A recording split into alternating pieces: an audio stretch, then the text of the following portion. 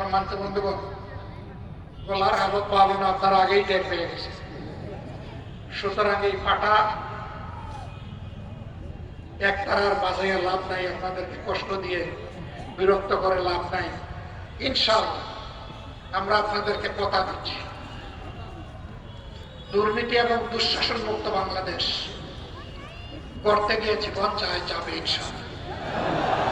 কিন্তু এটা থেকে পিছাবো। কেউ মেহরবানি করে আমাদেরকে ভয় দেখাবেন না, আমাদের দিকে চোখ রাঙাবেন না। আপনারা ভয় দেখে কোনো লাভ নাই। যে দলের নেতারা হাসতে হাসতে ফাঁসির পাটাতনের উপর দাঁড়াতে পারে তাদেরকে ভয় দেখায় কোনো লাভ।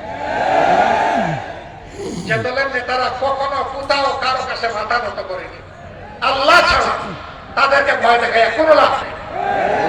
আমরা মাথা নত করবো শুধু আল্লাহ তাআলার কাছে, আর কার কাছে। ইনশাআল্লাহ আমরা শুধু এই দলের লোকদের নয়, 18 কোটি মানুষের মাথা সোজা করে দাঁড়াবা একটা স্বপ্নের বাংলাদেশ করতে চাই। সেই বাংলাদেশ গড়ায় আপনাদেরকে আমরা একটু ভালোবাসা আপনাদের কাছ থেকে চাই। একটু ভালোবাসা আপনারা দিবেন? ধন্যবাদ আপনাদেরকে। আপনাদের সাহায্য চাইব, সমর্থন চাইব, দোয়া চাইব, সাথে চাইব, পাশে চাইব। আমাদের লড়াই আপনাদের জন্য, নিজের জন্য, 18 কোটি মানুষের জন্য, দুনিয়ায় কপাল কিসমত বাড়ানোর জন্য নয়। তার প্রমাণ হচ্ছে 5 তারিখের পরে বেপরোয়া হয়ে আমাদের কর্মীরা সমাজে কোন বিশৃঙ্খলা সৃষ্টি করেননি। অথচ সবচাইতে মজলুম, বড় মজলুম দল আছে বাংলাদেশ জামাত ইসলামী। আমরা এখানে যখন ধৈর্যের পরিচয় দিয়েছি, ইনশাআল্লাহ দেশ গড়ার ক্ষেত্রেও আমরা দায়িত্বশীলতার পরিচয় দেব। আল্লাহ তোমার মাসের উপর রহম করুন।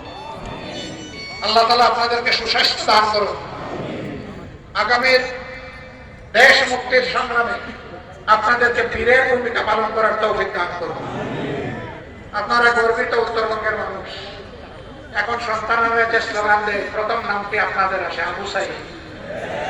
আবু সাইদ মুক্ত, শেষ হয়নি যুদ্ধ।